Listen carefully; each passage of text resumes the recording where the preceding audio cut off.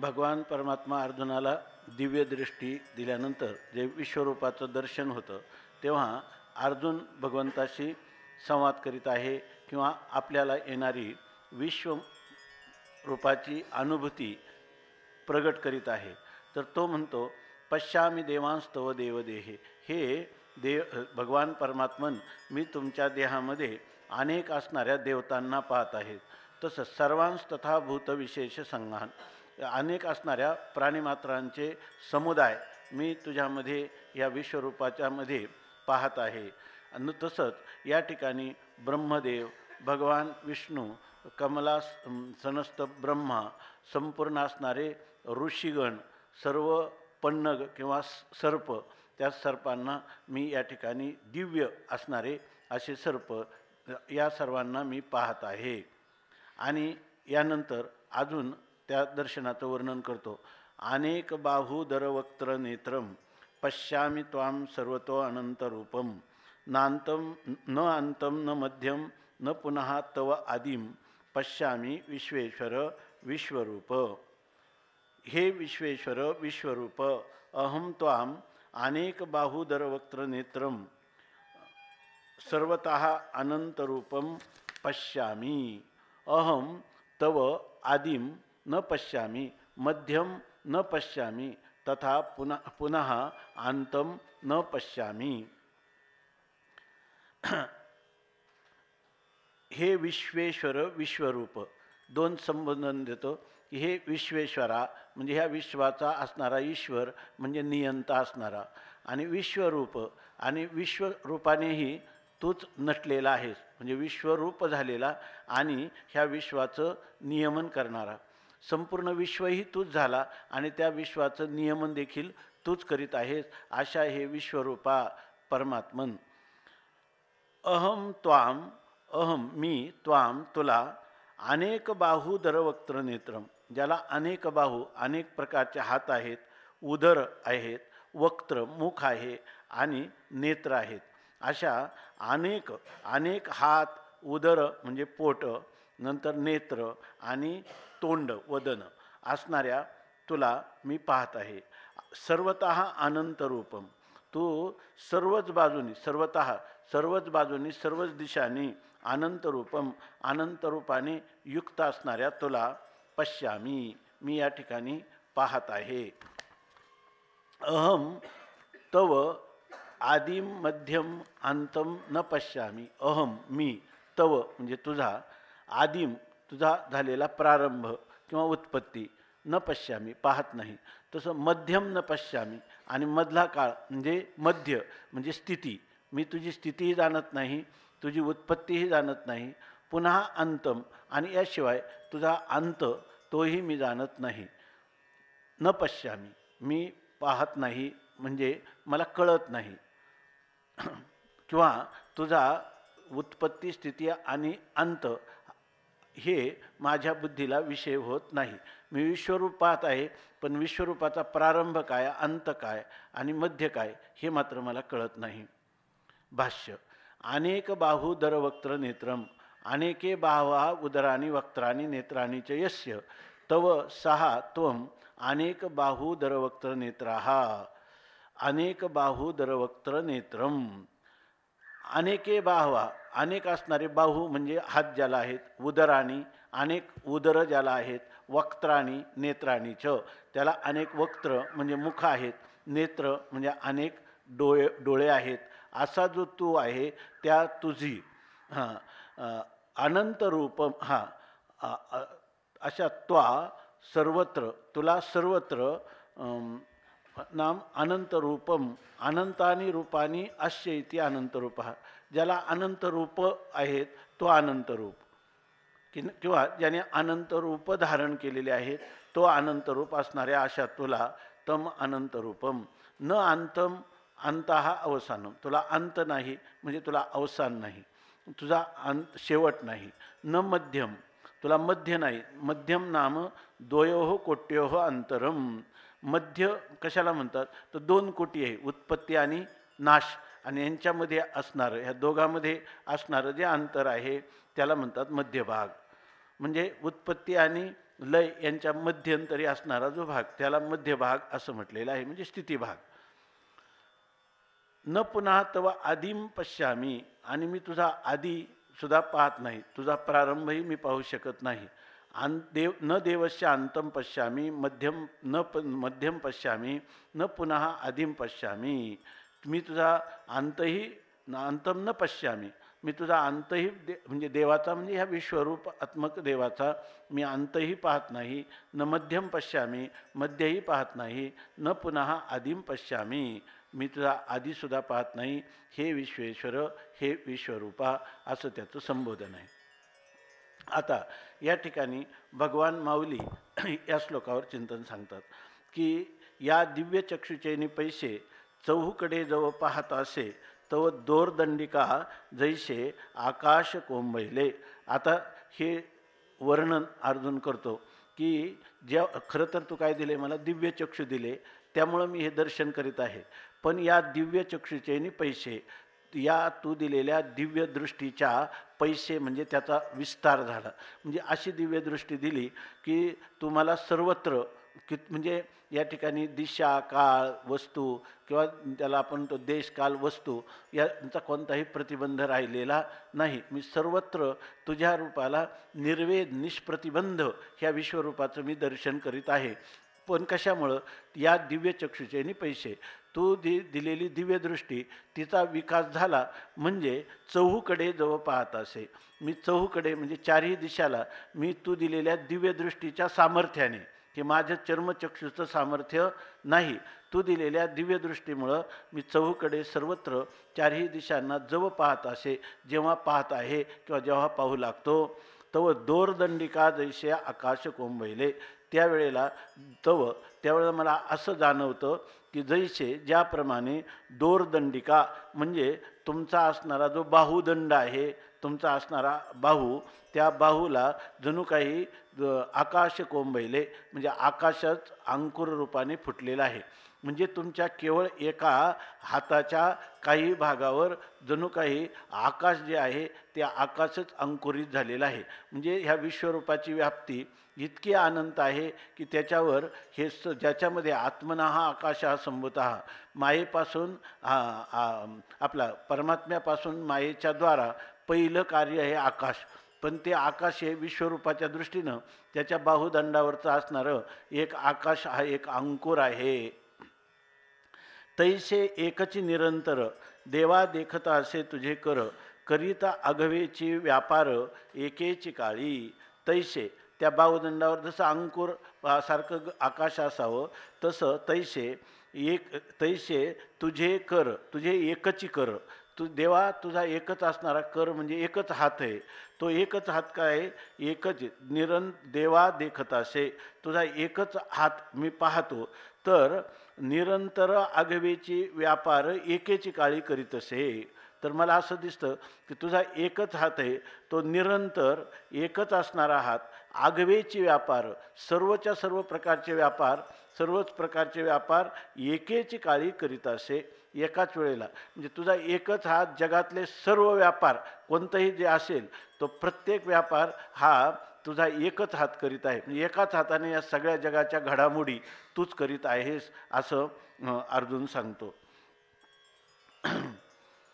मग महाशून्याचे नि पैसारे उघडली ब्रह्मकटाहाचे भांडारे, तैशी देखतसे आपारे उदरे तुझी. मग यानंतर महाशून्य, ते काय 13व्या अध्यायात येते, शून्य ते महाशून्य संमत. काय? नभाचे शून्यत्व गिळून भुवनत्रयाते गुणत्रयाते नुरवून, ते शून्य ते महाशून्य हे श्रुती संमत असं सांगितलेले. कोणाला ओवी आठवली सांगा. हां, काय? नभाचे शून्यत्व गिळवून, या ठिकाणी सुरुवात काय? गुणत्रयाते, जिथं तिन्ही गुण उरत नाही, म्हणजे तिन्ही गुणांचं अतिक्रमण केल्यानंतर त्या सर्वांचं त्रिगुणात्मक असणाऱ्या अज्ञानाचं जे अधिष्ठान आहे म्हणजे ब्रह्म, आणि ज्या ठिकाणी गुणत्र नभाचे शून्यत्व गिळून आणि नभाचा जेवढा शून्य म्हणजे अवकाश आहे त्यालाही ज्यांनी गिळून टाकलेलं आहे. म्हणजे आकाश जे आहे ते सापेक्ष व्यापक आहे आणि त्याचं शून्यत्व गिळलं म्हणजे त्याच्यापेक्षाही निरपेक्ष व्यापक असणारं जे ब्रह्म आहे त्यालाही महाशून्य असं म्हणतात. महाशून्याची या डोही असं एक त्या त्याला जे शून्य म्हणतात ते शून्य म्हणजे काय आहे? महाशून्य. अर्थात संपूर्ण जगताचं जगत कारणाचं किंवा ह्या विश्वरूपाचंही अधिष्ठान असणारं जे ब्रह्म आहे ते ब्रह्म या ठिकाणी महाशून्य असं म्हटलेलं आहे. त्या महाशून्याचे नि पैसारे जणू काही ते महाशून्य असणारं ब्रह्म त्या ब्रह्माचाही विस्तार झाला आणि त्या ब्रह्माचाच विस्तार झाला. म्हणजे हे विश्वरूप आहे ना, हे विश्वरूप जवळजवळ ब्रह्म आहे. म्हणजे ब्रह्मा इतकी याची व्याप्ती आहे. अर्थात ती सापेक्ष आहे. ब्रह्मा इतकी म्हणजे जवळजवळ ब्रह्मा इतकी असं ब्रह्म. कारण दोन सारखे व्यापक असू शकत नाही. ब्रह्म आकाशही व्यापक म्हणतो आपण, माया व्यापक म्हणतो, पृथ्वी व्यापक म्हणतो. पण पृथ्वीपेक्षा जल, त्याच्यापेक्षा अग्नी, अग्नीपेक्षा वायू, वायूपेक्षा आकाश, आकाशापेक्षा माया, मायापेक्षाही ब्रह्म हे व्यापक आहे. आणि मायेपर्यंतची जी व्यापकता आहे ती सापेक्ष व्यापकता आहे आणि अधिष्ठान ब्रह्माची व्यापकता जी आहे ती निरपेक्ष व्यापकता आहे. म्हणून हा तर चालेल ना. महाशून्याचे नि पैसारे अतिशयोक्ती अलंकार या ठिकाणी का जणू काही ब्रह्माचाही विस्तार झाला. आता ब्रह्म काय आहे? ब्रह्म निरपेक्ष विस्तार स्वरूपच आहे. त्याचा विस्तार झाला म्हणजे त्याच्यात संकोचही होत नाही आणि विकासही होत नाही ब्रह्माच्या ठिकाणी. पण जणू काही ब्रह्म इतकं व्यापक आहे ना, त्याच्या पाठोपाठ हे जे विश्वरूप आहे हे विश्वरूपही इतकं व्यापक आहे की ब्रह्मस्वरूपात ही ब्रह्मकटाहाची भांडारे उघडली. खरी ह्या जी ब्रह्मांडरूपी कढई आहेत किंवा अनंत ब्रह्मांडे उदरी हरी हा व्यापक नंदाघरी असं म्हणतात. तर अनंत ब्रह्मांड ज्याच्या उदरात साठवलेली आहेत असा कोण आहे? असं हे विश्वरूप आहे. परंतु ह्या विश्वरूपाच्या पोटात अनंत ब्रह्मांड आहेत. आता खरं का की अनंत ब्रह्मांड विश्वरूपाच्या पोटात आहेत का ब्रह्माच्या पोटात आहेत का सगुण साकार असणारा जो श्रीकृष्ण परमात्मा आहे त्याच्या उदरात आहे? जर आपण सगळ्या तिन्हींचा इथून पुढे येणाऱ्या ओव्या याचा जर आपण थोडा परामर्श घेतला तर अर्जुन भगवान कृष्ण परमात्म्यामध्येच ही सगळी ब्रह्मांड साठवलेली आहे असंही म्हणतो, विश्वरूपामध्ये ब्रह्मांड साठवले असंही म्हणतो आणि ब्रह्मस्वरूपातच खरी ब्रह्मांड साठवले आहेत. हा तो ब्रह्मसूत्रांचा काही निर्णयच आहे. सगळ्या ठिकाणी जर कुठं तुम्हाला परस्पर विरोध वाटला तर जन्माद्यस्य यतः याच्यामधून ब्रह्मच सर्वांचं विवर्तोपादान कारण आहे असं सांगितलं. ईश्वर स्वरूप जेव्हा त्याचं कारणात्व सांगतात तेव्हा विश्व हे कोणतं कारण आहे? त्याचं अभिन्न निमित्तोपादान कारण आहे किंवा मायाप्रधान्याने ते परिणामी उपादान कारण आहे आणि अधिष्ठान चैतन्य प्राधान्याने ते निमित्त कारण आहे असंही वर्णन करतात. माया ही परिणामी उपादान कारण आहे, ईश्वर अभिन्न निमित्तोपादान कारण आहे, ब्रह्म विवर्तोपादान कारण आहे. ही सर्वच त्याची कारण आहे. आणि भावुक भक्ताच्या अंतकरणामध्ये हा आपला असणारा जो परमात्मा आहे काय हरी हा बालक नंदा घरी त्याच्या नंदाच्या अंगणात वावरणारा जो श्रीकृष्ण परमात्मा आहे त्याच्याही पोटात अनंत ब्रह्मांड आहेत. म्हणून त्यांनी मारावया ते उगारिली काठी आणि भुवने त्या पोटी 14 देखे. हे चमत्कार झाला कसा? तो कृष्ण परमात्म्याच्याच ठिकाणी झाला. इथं अर्जुन पुढे जाऊन सांगणार आहे की विश्वरूप दिसतं ना, पण मला माहिती आहे की ह्या विश्वरूपही तूच झालेला आहे. म्हणजे जे सगुण निर्गुण परमात्मा आहे तोच सगुण साकाराला येतो. तोच परमात्मा सगुण पण आहे आणि निर्गुण पण आहे. सर्व काही परमात्माच आहे. तुझा अवघे होऊ येते परिमद बाटो नये चित्ते उपासने परते नये काही आवडो. ज्याला इष्टदेवतेवर श्रद्धा आहे ती इष्टदेवताच त्याला विश्वरूपाचंही दर्शन देते आणि त्याला ब्रह्मस्वरूपाचंही यथार्थ ज्ञान करून देते. अशा प्रकारची जी मान्यता आहे ती ही वेदाचा अभिप्राय आहे. आणि ही जे वेदाचं मनोगत सांगण्यासाठीच हे कांडत्रय निरूपिणी श्रुतीचं हे कोडीसवानी गीता पद्यरत्नाची लेणी लिहिली आहे. आणि ज्ञानेश्वर महाराजांचा अवतार कशासाठी तर काय देवाचे मनोगत तू दाविता अशी मूर्त हे म्हणता चित्त दाटेल तुझे. याचा अर्थ माऊलींना ज्ञानोबारायांचं त्या ठिकाणी प्रमाणपत्र आहे की देवाला जे सांगायचं भगवंताचा अभिप्राय तू योग्य रीतीनं सांगत आहेस. अशा रीतीनं हे जे विश्वरूप आहे ह्या विश्वरूपाचं वर्णन करताना या ठिकाणी अतिशयोक्ती अलंकाराने हे वर्णन केलेले आहे. काय महाशून्याचे पैसारे ब्रह्माचा झालेला जो विस्तार आहे त्या ब्रह्माच्या विस्ताराने उघडली ब्रह्मकटाहाची भांडारे. म्हणजे त्या ब्रह्माच्या विस्ताराने हे ब्रह्मकटाह म्हणजे ब्रह्मांडरूपी जी कढई असे आहे किंवा ब्रह्मांडरूपी जे भांडार आहे त्या भांडाराला उघडलेला आहे. म्हणजे भांडाराच्या भांडार तू खोली केलेली आहेस. म्हणजे ब्रह्मा जसं ब्रह्माचा जसा निरपेक्ष विस्तार आहे त्याचप्रमाणे जणू काही ब्रह्माच्या विस्तारासारखाच तुझा विस्तार आहे. म्हणजे तू खरं काय आहे ब्रह्मरूप आहेस. जर खरं पाहिलं तर जेव्हा इथं जे सांगितलेलं विश्वरूप याची जर ईश्वराच्या ठिकाणी विराटाच्या ठिकाणी किंवा हिरण्यगर्भाच्या ठिकाणी आपण जर चिंतन केलं तर यामध्ये हे ईश्वर रूप जे आहे हे ईश्वर रूप हे सर्वज्ञ आहे. त्याच्या ठिकाणी असणारं ज्ञान हे नित्य आहे. आणि खरा ईश्वर वेदांत दृष्टीनं ईश्वर हा ब्रह्मच आहे. जीवाच्या सापेक्ष त्याच्या ठिकाणी मायेची कल्पना करून त्या ठिकाणी त्याला ईश्वर भाव आपण जीवासापेक्ष दिलेला आहे.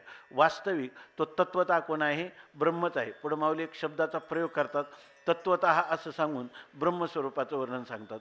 तू ब्रह्मरूप आहेस. त्या गणपती अथर्वशीर्षामध्ये जसं काय ते तू काय ते मंत्र आहेत ना की तू त्वमेव प्रत्यक्षम ब्रह्मासी. तू प्रत्यक्ष काय आहे ब्रह्मस्वरूप आहे. जेव्हा कारण ब्रह्मात गणेशाचं वर्णन उपनिषद करतात किंवा श्रुती करते त्यावेळेला कारण बरोबर का महाराज कारण ब्रह्माच्या रूपाने खऱ्या अर्थाने त्याला अधिष्ठान ब्रह्म जाणूनच अध्यारोपाच्या भाषेत किंवा संगती ह्या प्रतीतीला येणाऱ्या विश्वाची संगती सांगताना त्याच्यावर ईश्वर स्वरूपाचा आरोप करतात. ईश्वर तत्वतः परब्रह्मच आहे. आणि पुढे ते माऊली पण ह्या गोष्टी सांगणारच आहेत. हा नभाचे शून्यत्व गिळूनी गुणत्रयाते नुरवुनी ते शून्य ते महाशून्य श्रुती वचन संमत अशी ओवी की मग महाशून्याचे कोणी बोला बरं का मध्ये काही एखादा शब्द इकडं तिकडं होतो याच्यामध्ये स्पष्टता विषयाची झाली तर आपल्याला बरं वाटतं. जरा कुठे एखादा शब्द कमी जास्त झाला तर मग महाशून्याचे पैसारे उघडली ब्रह्मकटाहाचे भांडारे. जणू काही महाशून्य रूप असणाऱ्या त्या महाशून्याचा म्हणजे ब्रह्म त्या ब्रह्माचा विस्तार व्हावा. त्याचप्रमाणे ब्रह्मापासूनच जन्माद्यश येतो वा इमानी भूतानी जायंते असं जर आहे तसंच जणू काही हे विश्वरूप काय आहे ब्रह्मा इतकं विस्तारित आहे किंवा विस्तृत आहे व्यापक आहे. आणि त्याच्यापासून ह्या ब्रह्मांडरूपी कढया त्यांचं भांडारच्या भांडार या ठिकाणी उत्पन्न झाली आहे. तैशी देखतसे अपारे उदरे तुझी. तैशी तुझी अपारे उदरे देखतसे. त्याप्रमाणे ज्यांना कोणत्याही प्रकारचा अंत नाही अशा प्रकारचे अनंत अपार ज्यांना पार नाही अंत नाही मर्यादा नाही अशी अमर्याद असणारी तुझी मुख देखतसे. हे भगवान परमात्मन मी तुझे उदर मी या ठिकाणी अनंत उदर तुझे मी पाहत आहे. जी सहस्र शीर्षयाचे दाखले कोटीवरी होता ती एके वेळे की परब्रह्मची वदन फळे मोडोनी आले. आता उदर सांगितली हात सांगितले. आता या ठिकाणी भगवंताची वदन म्हणजे मुखासंबंधाने सांगतात. तर त्या ठिकाणी पुरुष सूक्त जे आहे त्या पुरुष सूक्तामध्ये वर्णन केलेले त्या म्हणून इथं म्हणतात की सहस्र पुरुष पुराणम का सहस्र शीर्षा पुरुष असं जे हे सूक्त आहे त्या सूक्तामध्ये भगवंताला हजारो मस्तक आहेत असं वर्णन केलेलं आहे. हजारो मुख आहेत असं वर्णन केलेलं आहे. तर त्या सहस्र शीर्षाचे दाखले, त्या सहस्र शीर्षाचं दाखला म्हणून किंवा पुरावा म्हणून या ठिकाणी कोटी एके वेळी कोटीवरी होता ती, म्हणजे त्याला सहस्र शीर्ष असं म्हटलं, पण वेदाने काय म्हटलं, फक्त त्याला हजारोचं वर्णन केलं, परंतु हा त्याचं प्रमाण आहे.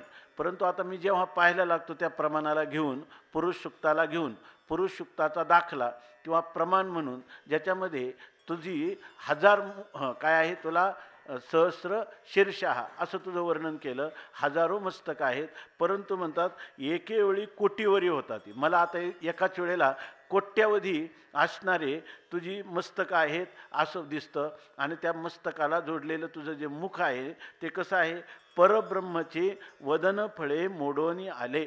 जसा एखादा झाड आहे, वृक्ष आहे, आणि तो वृक्ष फळांनी पूर्णपणे भरून येतो, लवून जातो, त्या झाडाला पानं येतं अधिक का फळं अधिक आहे असं वाटतं का फळंच अधिक आहेत. तसं म्हणतात परब्रह्मची, आता तो असणारा जो परब्रह्म स्वरूप म्हणजे विश्वरूप असणारा तू आता या ठिकाणी वदन फळे मोडून आलासी.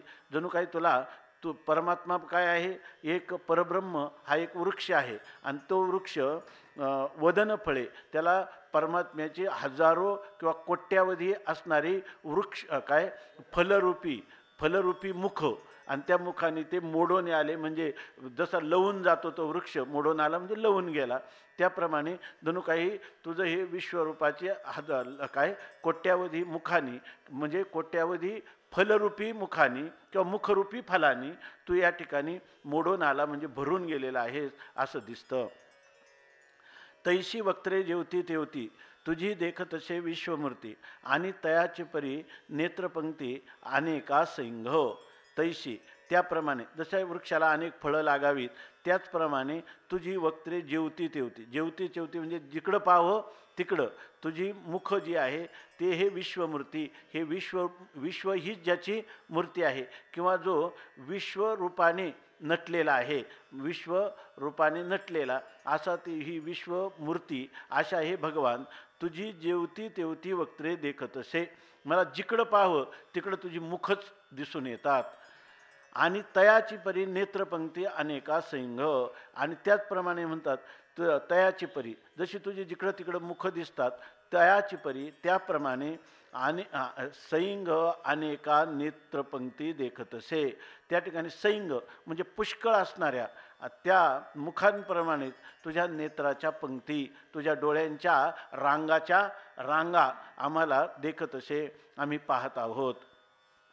हे असो स्वर्ग पाताळ की भूमी दिशा अंतराळ, ही विवक्षा ठेली सकळ मूर्तिमय देखतसे. हे असो, आता हेच वर्णन करायचं जाऊ द्या, म्हणतात की तुझे कर नेत्र मुख मस्तक हे असो, हे वर्णन करणं राहू द्या. मी असं पाहतो की स्वर्ग पाताळ म्हणजे स्वर्गाकडं पाहिलं, पाताळात पाहिलं, भूमी पाहिली पृथ्वी तलावर, दिशा ह्या दशदिशाकडं पाहिलं, अंतराळ आकाश, हे त्याची उपमा तुला द्यायची झाली तर म्हणतात हे विवक्षा ठेली.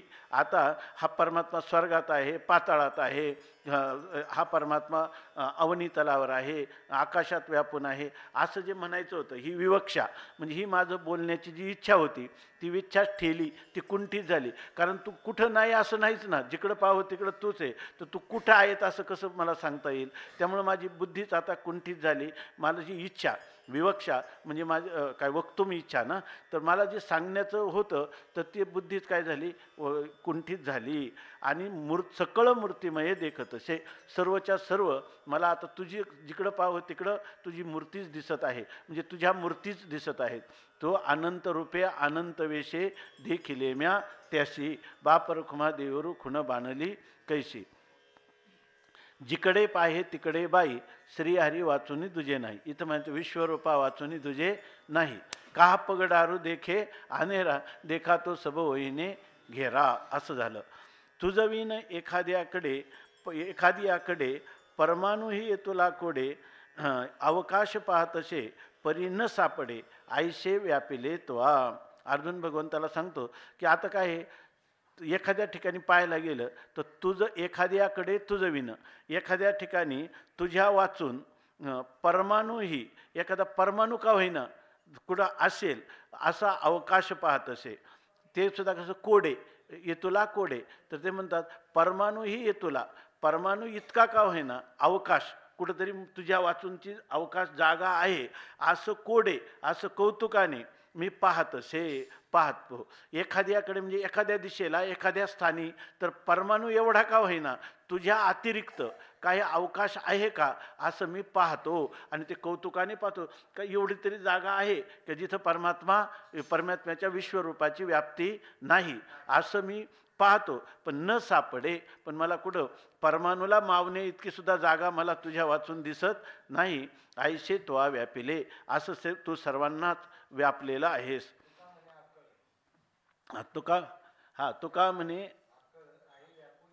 तुका म्हणे आकळ आहे व्यापक सकळ, असं आहे सकळ व्यापक ना. तुका म्हणे आकळ आहे सकळ व्यापक. एरवी मिनसे ऐसा कवनु ठाव असे परी प्राणी यांचे दैव कैसे न देखती माते. कारण त्यांना दिव्य चक्षु दिला नसल्यामुळं ते माते न देखती, आणि मला दिला म्हणून मी पाहतो. अवकाश पाहतसे परी न सापडे ऐसे व्यापिले त्वा. ये नाना परी अपरिमिते जेतुली साठविली होती महाभूते. तेतुला ही पवाड त्वा अनंते कोंदला देखतसे. ये नाना परी ही असणारी, नाना प्रकारची, अनेक प्रकारची असणारी, अपरिमिते अगणित असणारी जी महाभूते जेतुली साठविली होती. ही सगळी पंचमहाभूत जेतुली म्हणजे ज्या ठिकाणी ही सगळी ठेवलेली होती, साठवली होती, म्हणजे ज्या ठिकाणी त्या सर्वांचा संग्रह केला होता.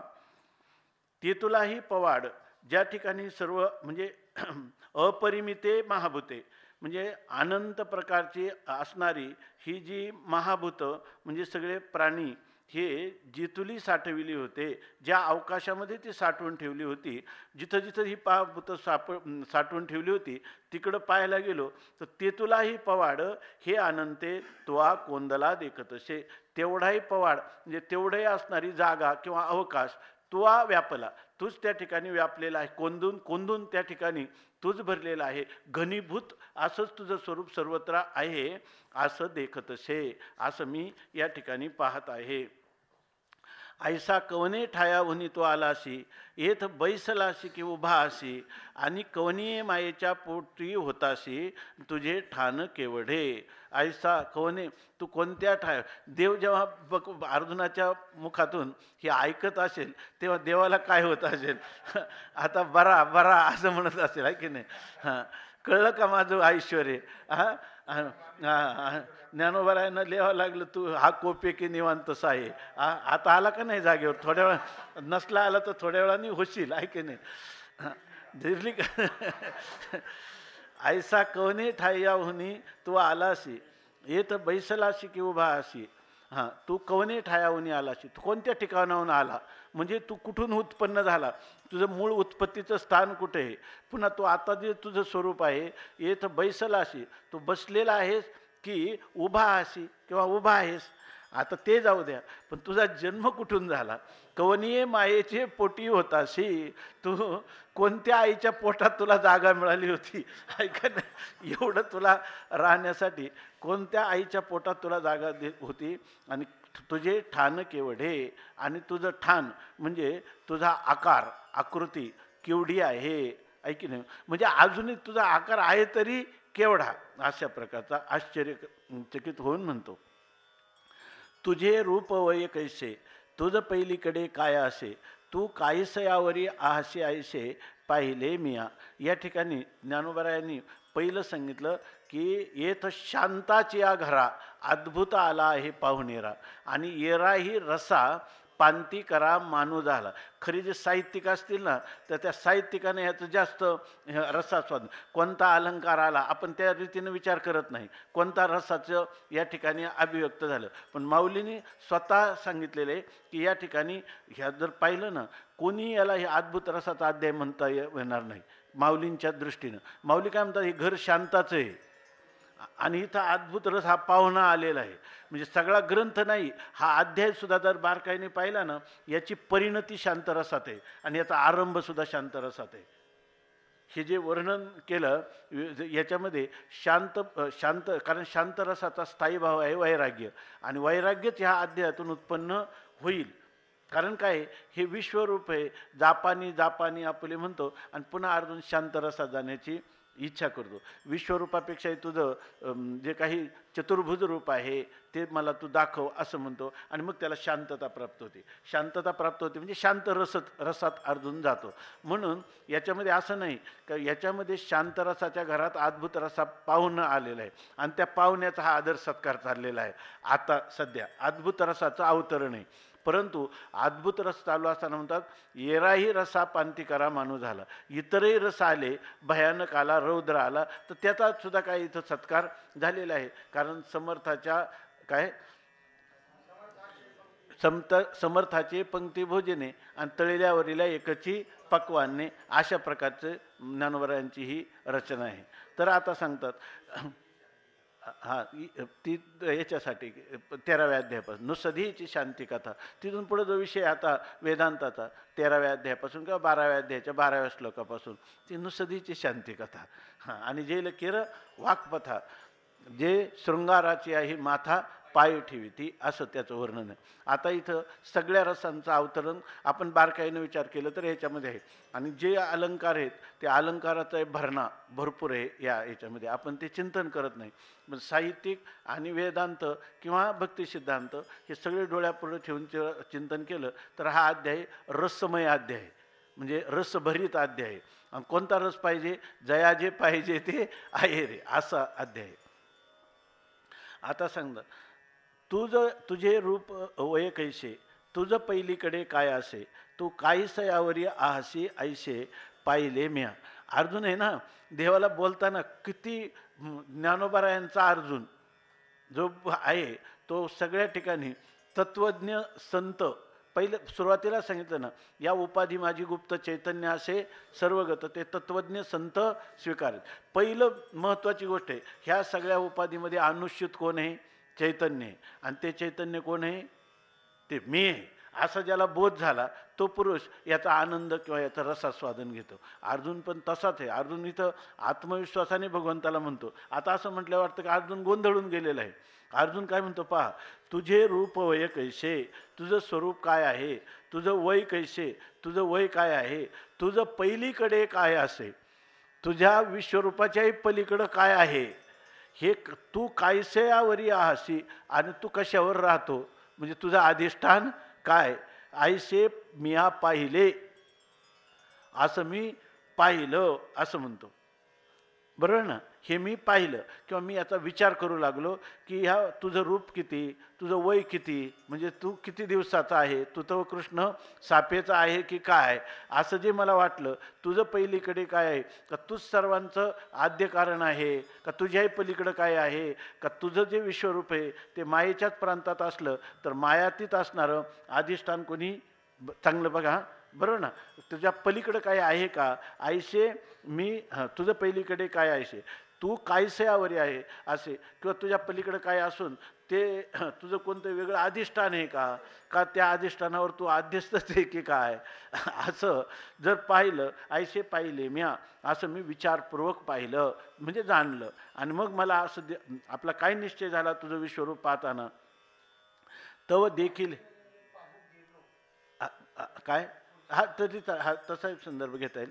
मी हे जर पाहू गेलो म्हणजे विचारपूर्वक मी पाहिलं तर तव देखील जी आगवेची, तेव्हा मी असं पाहिलं की तरी आता तुझा ठाव तुची, तू कवनाचा नवेशी आईसाचे अनादी ऐता आहे ना. याच्यामध्ये दोन गोष्टी पहा. तव देखील, तेव्हा मला असं दिसून आलं किंवा विचाराच्या नेत्राने मला असं पाहायला मिळालं की आता तुझा ठाव तुची, आता तुझं मूळ ठिकाण कोण आहे, तूच आहे. म्हणजे कोण आहे, अधिष्ठान कोण आहे, तुझं अधिष्ठान तूच आहे.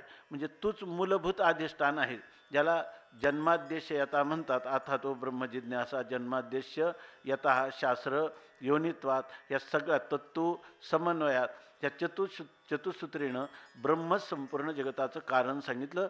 ते ब्रह्मच तू आहेस. तू कवनाचा, तुझा ठाव तुची, ब्रह्म हे स्वतः सिद्ध आहे. तुझा ठाव तू आहे म्हणजे तू स्वतः सिद्ध आहे. तू कोणाचा, तुला कोणी आधार नाही आणि तुझा कोणी अधिष्ठान नाही. सर्वांचा आधार आणि अधिष्ठान तूच आहे. अर्थात ह्या विश्वरूपाचं दर्शनातून मला काय कळलं की आपण नेहमी चिंतन करतो ह्या अध्याय सुरू झाल्यापासून का मिथ्या पदार्थांचा द्रष्टा हाच त्याचं उपादान कारण असतो. या न्यायाने पाहिलं तर कोणी अधिष्ठानही तूच आहे आणि ह्या अध्यस्त पदार्थही तुझ्या वाचून स्वतंत्र सत्ता स्फुरण रहित असल्यामुळं सर्व तूच झालेला आहेस. तुम्ही असं चिंतन चाललं की ते चांडोळे अण्णा म्हणायचे, काय स्वामी तुम्ही हे कशाला काढलं याच्यामध्ये, आमचा सगळा रस जायला लागला म्हणायचे. लगेच तुम्ही मिथ्या पदार्थाचा द्रष्टा असं कशाला म्हणता, ते अण्णा म्हणायचे.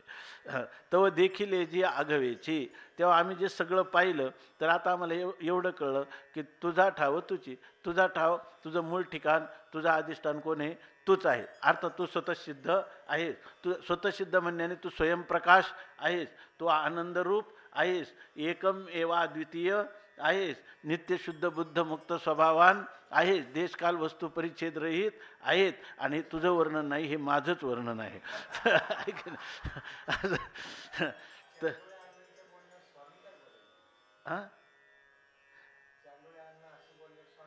गप्प बसायचे स्वामी महाराज, कारण खरोखरच हा रस इथं आहे ना. इथं काय हे तात्विक चिंतन केलं तरी गोष्ट आहे. आता इथं विश्वरूपाचं रसास्वादन करून राहिलं आहे, अद्भुत रस. आणि इथं कशाला हे सांगा, आपल्याला त्याची भीड पडते काय, मग आता विश्वरूपच सर्वाधिष्ठान आहे की काय असं. पण इथं त्यांनी विश्वरूपाला याच्यामधून अनादि आयता असं सांगितलेलं आहे. परमात्मा हा स्वतः अधिष्ठान स्वरूप असल्यामुळं, स्वतः तोच स्वतःसिद्ध असल्यामुळं तो आयताच आहे, स्वतःसिद्ध आहे. परंतु आपल्याकडे ज्या सहा अनादी पदार्थ सांगितले त्याच्यामध्ये ईश्वर काय सांगितला, अनादी. म्हणून ईश्वर भावाने विश्वरूपाला सुद्धा अनादी श्रुतीनं पण म्हटलेलं आहे ना. म्हणून विश्वरूपालाही तुम्ही अनादी म्हटलं आणि आयता या अर्थाने म्हटलं तुझं अवघे होऊ येते. परमात्म्याच्या ठिकाणी कर्तुम अन्यथा कर्तुम शक्ती संपन्नता आहे, सर्वज्ञता आहे, सर्व शक्तिमत्ता आहे. आता हा अध्याय हेच प्रतिपादन करतो किंवा दाखवत आहे. तर तुम्हाला विश्वरूपाला ब्रह्मरूपता प्रतिपादन केल्याने तुमचं काय जाणार आहे. बरं, आद्यस्थ पदार्थ हा तत्वतः नसतो, अधिष्ठानच सर्वत्र आहे. सर्वत्र म्हणजे आता परमाणू एवढी जागा तुम्हाला सापडली नाही आणि हे विश्वरूपाला सोडून ब्रह्म हे त्याच्यापेक्षा वेगळं काय अधिष्ठान आहे या म्हणण्याने काय हे एवढं काय सिद्ध करणार आहे तुम्ही म्हणलं तर काय तुमचं काय. जर त्याला कुठंच जागा नाही तर तुमचं जे असणारं विश्वरूप ते ब्रह्मरूप नाही काय, ब्रह्मरूप नाही काय. फक्त तुम्ही काय म्हणणार, तुम्ही म्हणणार की काय त्याचा बाध करून बाधित समानाधिकरण नाही, ऐके नाही, बरोबर ना. परंतु खऱ्या स्वरूपात बाध समानाधिकरण्याने ऐक्य होतं का मुख्य समानाधिकरणाने ऐक्य सिद्ध आहे का. बाध समानाधिकरण्य मुख्य समानाधिकरण्य स्वस्वरूपे विकल्पो नास्ती अशी जर खरी स्थिती असेल तर तुम्हाला कशाला भीड पडेल, ऐके नाही. हे कायम व्यतिरेकपूर्वक चिंतन करण्याची सवय लागल्यामुळं आपल्याला त्याचे काय होते, प्रक्रियेची भीड पडते, आहे की नाही. खरा प्रक्रियेचा प्रवेश एका स्वरूपाच्या ठिकाणी आणि असं झालं तरच खरं विश्वरूपाचं दर्शन आहे आणि तरच त्याचं काय आहे, आस्वादन आहे, आहे की नाही. त्याचं आस्वादन म्हणजे काय, रसास्वादन करायचंच नाही रसरूपाने. रसरूपाने रसास्वाद करणं हेच गुण आहे. रसरूपाने रसास्वादन करायला प्रवृत्ती होणं हाच रसभंग आहे, ऐक ना. म्हणून रसातिशयो मुकुळी.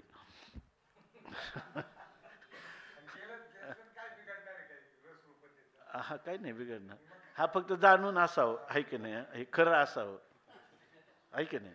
आग्रह असेल तर बिघड, आग्रह असलं तर सगळं बिघडलं, आहे का नाही. आम्ही जाणून म्हणतो ना.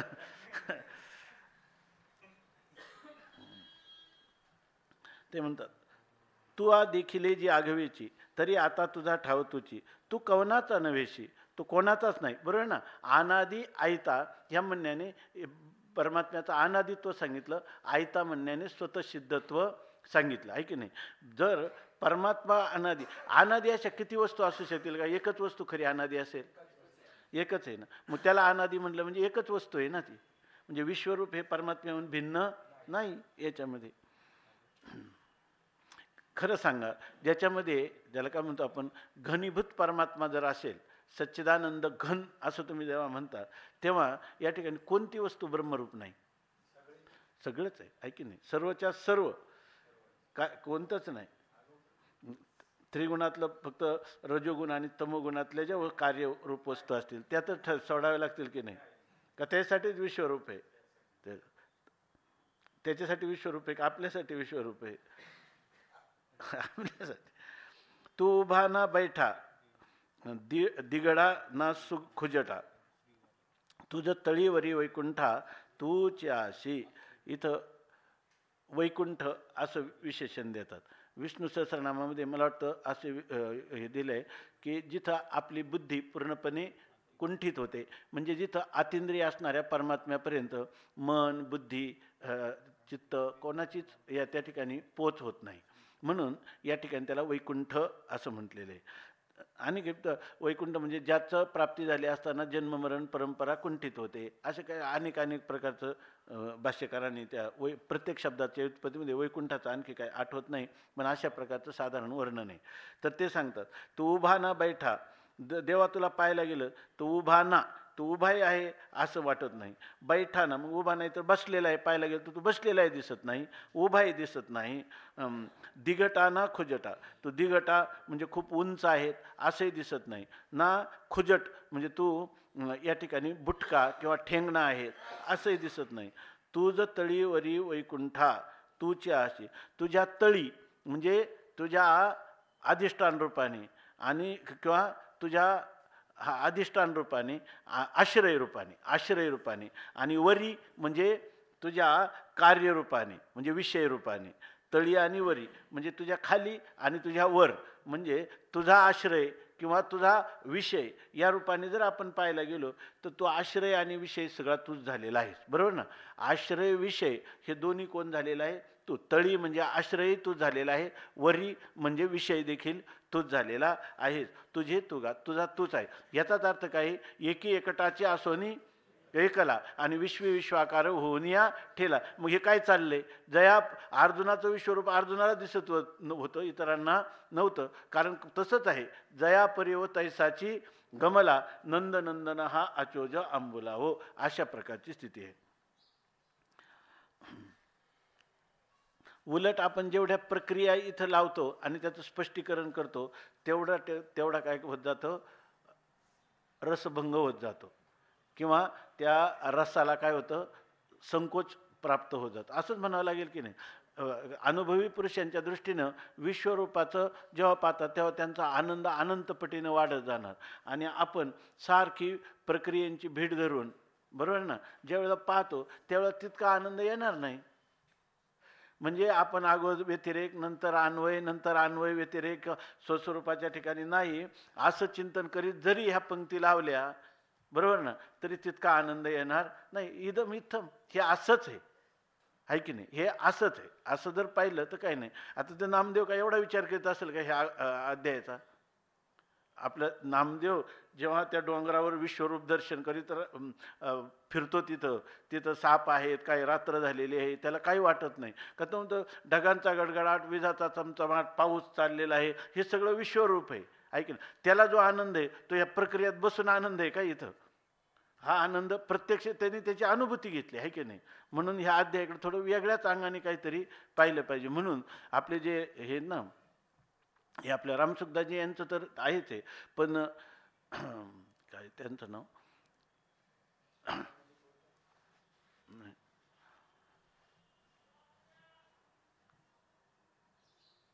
ते जे स्वातंत्र्याच्या काळात हे भूमिगत झाले होते आणि नंतर मग त्यांनी संपूर्ण सोडलं सगळंच. योगी अरविंद. तर त्या योगी अरविंदांनी ह्या विश्वरूप त्यांचे एक निबंध आहे, गीता निबंध म्हणून, आणि त्याच्यामध्ये विश्वरूप दर्शनाचं त्यांनी चिंतन केलं. ते अवश्य पहा. तर ते सगळे विशिष्ट अद्वैतातून त्यांनी केलेले. विशिष्ट अद्वैतातून केल्यामुळं ते खूपच मनुष्याला भावतं आणखी जास्त. कारण इथं काय आहे, तुम्ही विशिष्ट अद्वैत का केवळ अद्वैत सिद्धांत सांगण्यासाठी हे नाही निर्माण झालं. अर्जुनाला भगवंतांनी दाखवलेलं जे विश्वरूप आहे त्याच्यामध्ये भगवंताचा असणारा महिमा आहे की नाही? भगवंताचा असणारा महिमा. बरं, हा सगुण साकाराचा महिमा चाललाय का सगुण निराकाराचा चाललाय का निर्गुण निराकाराचा चाललाय? आगाध तुझं सामर्थ्य, असं रात्री शेवटच्या कालच्या श्लोकातली ओळी होती. आणि तेथीचे जे जे लोक ते चित्ररचना जी अनेक आयशे देखतसे अलौकिक गांभीर्य तुझे. हे अलौकिक गांभीर्य कोणाचं सांगितलं? विश्वरूपाचं गांभीर्य सांगितलं. आगाध महानता, मोठेपणा, थोरवी ही कोणाची? विश्वरूपाची सांगितली. मग विश्वरूपाची थोडी सांगितलं तर विशिष्ट अद्वैताला धरूनच हे वर्णन चाललेलं आहे ना. केवळ अद्वैतामध्ये हे काय आहे? केवळ अद्वैतामध्ये काय आहे? हे पान आहे का? हे काय? काहीच नाही त्याच्यामध्ये. अद्वैत ही स्वरूप स्थिती आहे, म्हणजे नित्य सिद्ध स्थिती आहे. तिचं काय वर्णन? तिथं कधीच वर्णन करता येत नाही. पण ह्या स्थितीचं सुद्धा वर्णन करता येत नाही. ही तितकी अवर्णनीय आहे, ठीक आहे ना. परंतु हे कधी विशिष्ट, जर एखादा श्रद्धाळू महात्मा ह्या स्थितीला पाहिल तर त्याला काय होईल? ह्या विशिष्ट अद्वैतामध्ये परमात्म्याच्या विश्वरूपाचं दर्शनाचा आनंद तो घेऊ शकतो, आहे की नाही. आता किंबहुना काय? तू रूपे आपणायाची ऐसा, देवा तुझी तुची वयसा, पाठी पोट परेशा तुझे तुगा. तू रूपे आपणायाचे असा. आता तुझं रूप कसं आहे? आपणायाच्याच. तुझं रूप कोणासारखं आहे? तुझ्याच सारखं आहे. तुझ्यासारखं कोणाचं रूप नाही. तुझं रूप कोण आहे? तूच आहेस. देवा तुझी तुची वयसा. आता तुझं वय किती आहे? तर तुझं वय किती आहे? जितकं तुझं वय आहे तितकं तुझं वय आहे. तुझे वय, तुची वयसा, तुझं वय हे तुझं आहे. कारण काय? त्याचं वय, परमात्म्याचं वय किती आहे पाहिला तो परमात्म्याच्या आधी असला पाहिजे, नंतर असला पाहिजे, आहे की नाही. आता तूच सर्वांचा आधी आणि तूच सर्वांच्या नंतर राहणार आहे, अनादी आणि अनंत आहे. तर तुझं वय किती? म्हणजे तूच अनंत आहे. तुझ्या वयात वय कोणालाही सांगता येणार नाही. वय ही तुझ्या ठिकाणी केलेली कल्पना आहे, बरोबर ना. आणि त्या कल्पनेचा साक्षी जो आपणची लक्ष, तो त्या कल्पनेचा काय आहे? वयाच्या कल्पनेचा साक्षी आहे. त्यामुळे तुझं वय कोण आहे? कोणा इतकं आहे? तुझ्या इतकंच आहे. पाठी पोट परेशा, याला कोणता अलंकार म्हणतात? आनंदवय का? आनंदवय अलंकार म्हणतात याला. याच्यासारखं तो काय? झाले बहु, होतीलही बहु, आहेतही बहु, परी या सम हा, असं हे आनंदवय अलंकाराचं उदाहरण. पाठी पोट परेशा तुझे तुगा. तुझं पाठी तूच आहे आणि तुझं पोटही तूच आहे. म्हणजे आता मागं जसं आपण कुठं हे केलं, तळीवरी, तळीवरी तिथे आश्रय आणि विषय केलं. इथे जर तुम्हाला अभ्यासांगाने म्हटलं तर पाठ आणि पोट म्हणजे आश्रय आणि विषय तूच आहे. किंवा दुसरं घ्यायचं, कार्य आणि कारण, बरोबर ना. कार्य आणि कारण हे दोन्ही कोण आहे? तूच आहे. किंबहुना आता तुझे तुझे आगवे अनंता, हे पडत पडती पाहता देखिले मिया. आता सांगतात की किंबहुना, आता फार काय सांगू, हे अनंता आगवे, तुझे आगवे तुची. तुझं जे काही संपूर्ण असेल, म्हणजे ते संपूर्ण जे काही तुझ्या उदरात असेल ते कोण आहे? तूच आहे. तूच काय झालं? विश्वी विश्वाकार होनिया ठेला, तूच सगळं झालेलं आहे. हे पुढत पुढती पाहता देखिले मिया. ही भूमिका जी आहे ना, खरा महाराज पहा, खरा ज्याला व्यतिरेक कळला, बरोबर ना, त्यालाच ही भूमिका येऊ शकते. जर व्यतिरेक कळला नाही, व्यतिरेक कळला नाही तर त्याला ह्या भूमिकेत प्रवेश पण करता येणार नाही. कारण व्यतिरेकात काय कळतं? सगळे पदार्थ जे मिथ्या पदार्थ जे आहे ते तत्काळ म्हणजे अधिष्ठानाच्या ठिकाणी त्रैकालिक अत्यंत अभावरूप असतात. आणि इतके अभावरूप म्हणलं, मिथ्या पदार्थसुद्धा अधिष्ठानाला लाभहानी करत नाही, द्वैत निर्माण करत नाही, बरोबर ना. मिथ्या पदार्थ जर द्वैतच करत नसेल, बरोबर ना, आणि तो जर अभावरूप असेल आणि जर अधिष्ठान अखंड सर्वत्र निरपेक्ष व्यापक असेल, तर अशा वेळेला ज्ञानोत्तर जीवनात तो पुरुष हे पदार्थ मिथ्या आहे असं म्हणेल. आणि बाधितानुवृत्ती हे त्याच्या जीवनाचं लक्ष असेल का अधिष्ठान हे त्याच्या जीवनाचं लक्ष असेल? अधिष्ठान हे त्याच्या जीवनाचं लक्ष राहील. त्यामुळं तो काय म्हणेल? जिकडे पाहे तिकडे बाई. निसन त्याची खरी व्यतिरेक झाल्यावर खरी जी दृष्टी राहील ती अन्वयाची दृष्टी राहील. कशावरून? की त्याला जो जो पदार्थ दिसेल ते जे जे दृष्टी दिसेल ते हरिरूप. हरिरूप म्हणजे बाद करून त्या पदार्थाला पाहिजे. आता परवात गुरुजींची पुण्यतिथी, परवा ते आले होते बाबूराव महाराज आले, 105 वय आहे त्यांचं आता. परवा ते खाली बसून पाठ तुमचा ऐकला त्यांनी संपूर्ण, अनुवाद पण सांगितला आम्हाला काही त्याने. तर त्याचं ते म्हणजे मी एक वाक्यात सांगतो. वेद्य म्हणजे वृत्तिरूप ज्ञान आणि स्वरूपभूत ज्ञान हा त्यांचा सांगण्याचा महत्त्वाचा विषय होता, असं ते बोलले परवा. ते म्हणजे काय सांगितलं त्यांनी? एवढं सांगितलं ना, वृत्तिरूप ज्ञान आणि स्वरूपभूत ज्ञान हा ते वेद्य आणि अवेद्य पदाने त्यांना सांगायचं होतं म्हटले. असं ते. तुमची भेट झाली का? झालं. ते तुमच्या पहिला परिचय आहे का त्यांचा काही? हां. तर ते हा काय चाललं होतं आपलं. हां, तर काय झालं की इथं ब्रह्मलीन खंदारकर महाराज 8-9 महिने थांबले होते. त्यावेळेला आश्रमामध्ये तर त्यांनी गुरुजींचा एक अनुभव सांगितला. तो असा की ते म्हणे, गुरुजींना मी जेव्हा भेटायला गेलो, त्यांचे काही सांधे दुखत होते, डायबिटीस होता हॉस्पिटलमध्ये, आणि मग त्यांनी त्यांना सांगितलं की गुडघ्याचा फारच त्रास आहे. ते सगळं म्हणजे गुडघे सुजलेले होते. त्याचा आमवात म्हणतात त्याला. त्याच्या वेदना कशा असतात, विंचू चावल्यावर जशा वेदना आहे तशा, किंवा सारख्या सुया टोचल्यावर जशा वेदना आहे तशा, तो त्यांना आमवाताचा त्रास होता. तर मग गुरुजींनी आता इतके प्रेमातल्या माणसाला मनुष्य सुखदुःख सांगतं.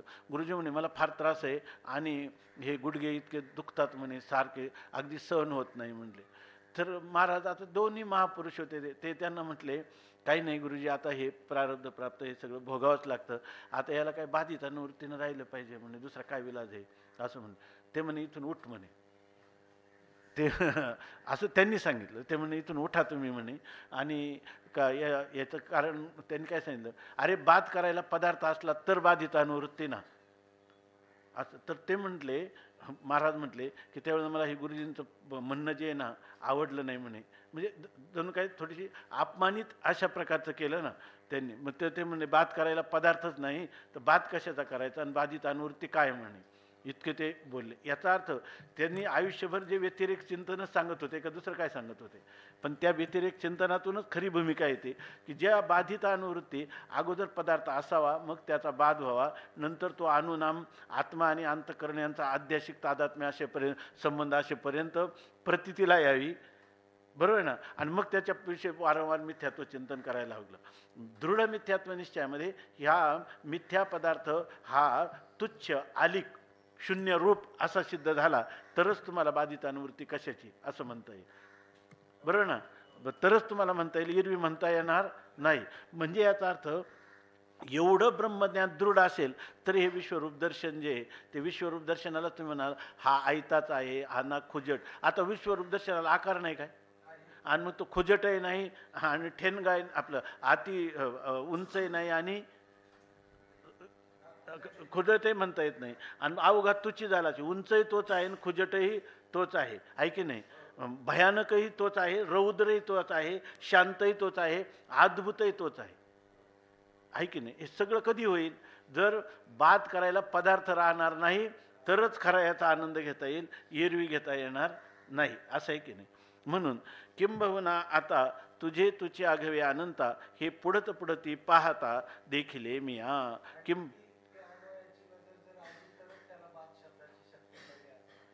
जर त्याची व्यतिरेक सापेक्ष अन्वयाची नजर गेली तर, नजर गेली तर त्याला हे, त्याच्या नजर आली तर नाही, नजर गेली तर असं झालं तर त्याला याचं म्हणजे खरं त्याचं महात्म्य त्याला भोगता येईल. हा, आहे की नाही. पुंडलिक वरदा हरी विठ्ठल श्री ज्ञानदेव तुकाराम ज्ञानेश्वर महाराज असं बोलले होते त्यावेळेला की मला त्यावेळेला गुरुजींच्या म्हणण्याचं वाईट वाटलं, पण आता मला ज्या वेळेला म्हणजे स्वामी महाराजांनी त्यांनी स्वामी महाराज बरंच त्यांचा विषय झाला होता, तर ते म्हटले की आता त्यांच्या म्हणण्याचं महत्त्व मला आत्ता कळतं म्हणले. असं ते म्हणले, गुरुजी कशा भावनेने बोलले ते मला आता जाणवतं म्हणले.